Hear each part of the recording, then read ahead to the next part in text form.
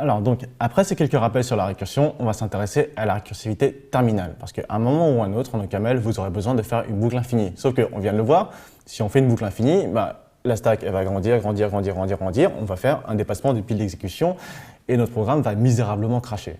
Alors comment on peut faire ça? Comment on peut faire notre boucle infinie? On va utiliser de la récursivité terminale. Alors la récursivité terminale, formellement, ça veut dire que notre fonction récursive terminale, elle va faire son appel récursif comme dernière instruction de notre fonction. C'est-à-dire que quand on va faire notre appel récursif, notre fonction aura complètement terminé de travailler, elle n'aura plus rien à faire d'autre que notre appel récursif. Donc c'est-à-dire que sur la pile d'exécution, j'ai donc mon appel de fonction avec son petit cadre de pile, et donc quand je vais faire l'appel récursif, il y a une autre fonction qui va arriver, mais comme OCaml sait que cette fonction-là, la précédente, elle a complètement terminé, en fait l'appel récursif qui arrive, tout ce qu'il peut faire, c'est prendre sa place, au lieu de s'empiler au-dessus.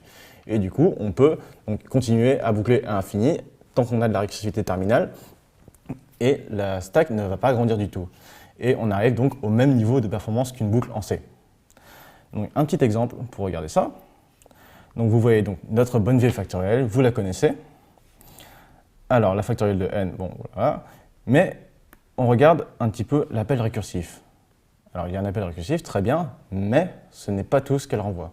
Parce qu'une fois qu'on a fini de calculer l'appel récursif, il y a encore un calcul derrière. En l'occurrence, c'est la multiplication du résultat par n. Donc, vous pouvez le voir, ceci n'est pas une fonction récursive terminale.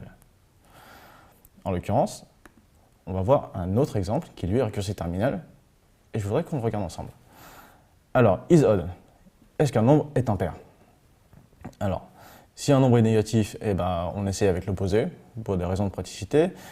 Si ce nombre est égal à 0, alors c'est faux. 0 n'est pas impair, évidemment. Si ce nombre est égal à 1, alors c'est vrai, oui, 1 est impair.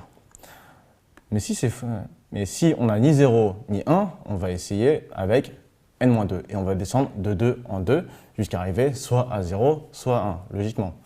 Et comme vous voyez, donc cet appel récursif, il est tout seul, il est renvoyé tel quel.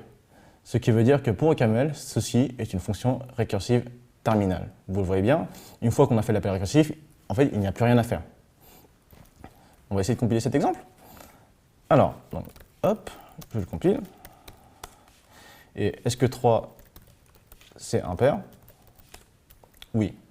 C'est une grande surprise, je sais. Vous êtes surpris, moi aussi. Alors, vous allez me dire, bon, c'est très bien, mais c'est très spécifique, là, ce que je viens de montrer comme exemple.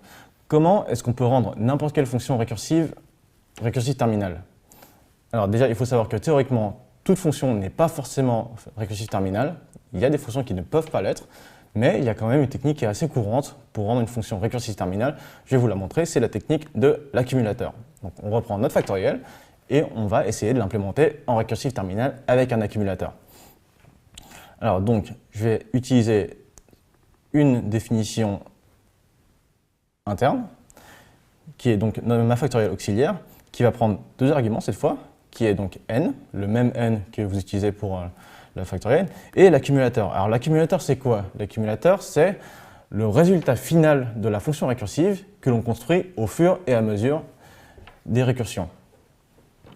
Je vous explique un petit peu. Alors on va commencer avec n et 1. Donc si on prend 3 pour n, je vais appeler donc ma factorielle auxiliaire avec donc 3 et 1.